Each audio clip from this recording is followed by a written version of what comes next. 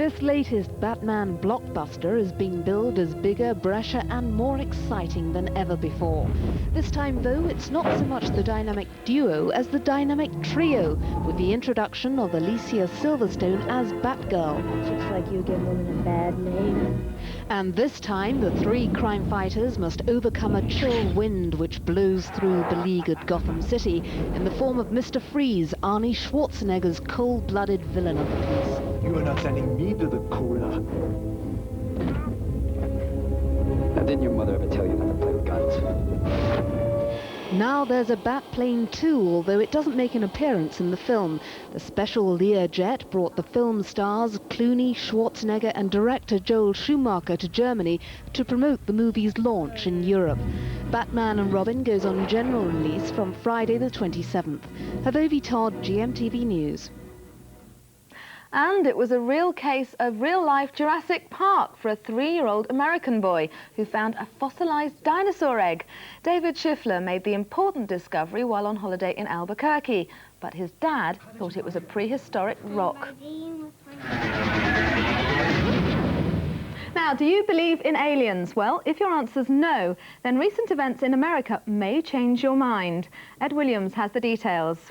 A bizarre V-shaped flying object is being hunted by the American Air Force after thousands of Americans reported seeing it hovering over the town of Phoenix in Arizona.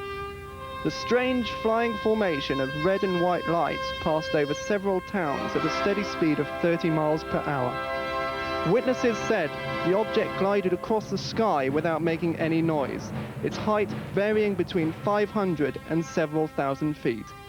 What an interesting possibility. That extraterrestrials know that all this discussion is happening, and they did a show for us. Just a possibility.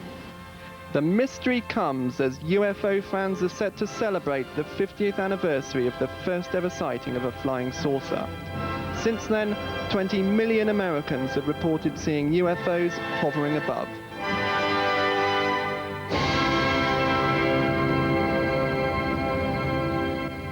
And from unidentified flying objects to robots on Mars. The American Space Agency, NASA, has designed a new kind of robot for the harsh terrain of other planets. It's called the Nomad and will wander across 200 kilometers in just over a month, visiting Mars before man and exploring the surface of the Moon. It'll also give a 360-degree view of its surroundings quicker than any robot ever before. Water, water everywhere, but it's not just the stuff that comes out of the tap, as one science museum in Japan has been proving. To show that the average person is made up of 70% water, visitors to the museum had to weigh themselves in litres of water. Others stepped into gigantic soap bubbles or created their own concerts with fountains using ultrasound. Later on, people could see how many bottles of water make up a bath and learn not to waste such a precious asset ever again. Now, have you ever thought of living in a tent on your very own island? Sounds like fun, unless that island is a windswept granite rock in the cold Atlantic Ocean. Who on earth would want to live like somewhere like that? Deborah Gorbett reports on some people who do. Dropping in by helicopter is the only way to get to the tiny island of Rockall, 250 miles off the northernmost tip of the United Kingdom. And that's just what 3 men and 1 woman from the environmental group Greenpeace did earlier this week. Coming from Britain, Germany, Holland and Australia, the group have called their new home Waveland, and you can see why. Situated in the cold waters of the Atlantic Ocean, the tiny island of Rockall is no more than a flat ledge of, yes, all rock.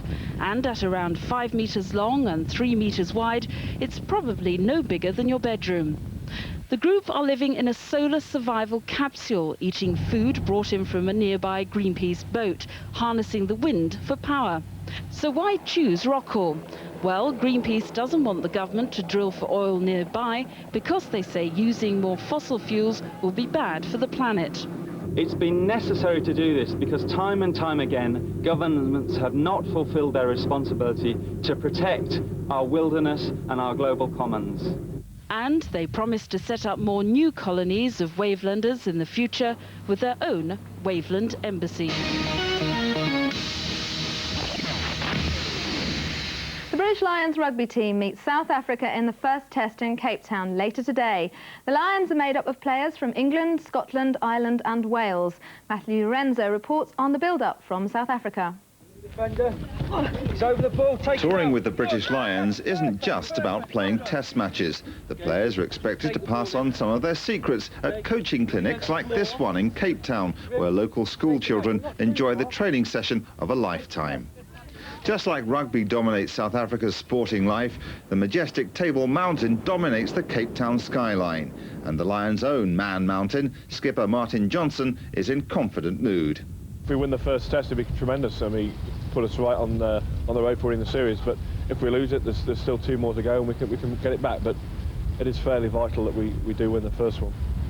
The Lions have won their last 3 matches in emphatic style, making coach Ian McGeechan's job of picking a team none too easy. Very tough, yeah, without doubt. It was the most difficult Lions selection I've been involved in, simply because the players have been playing so well collectively. And this is where all the action will take place. Newland Stadium in Cape Town, venue for the British Lions against South Africa. Victory in this first test could prove crucial to the Lions' hopes of winning the series. This is Matthew Lorenzo with the Lions in South Africa.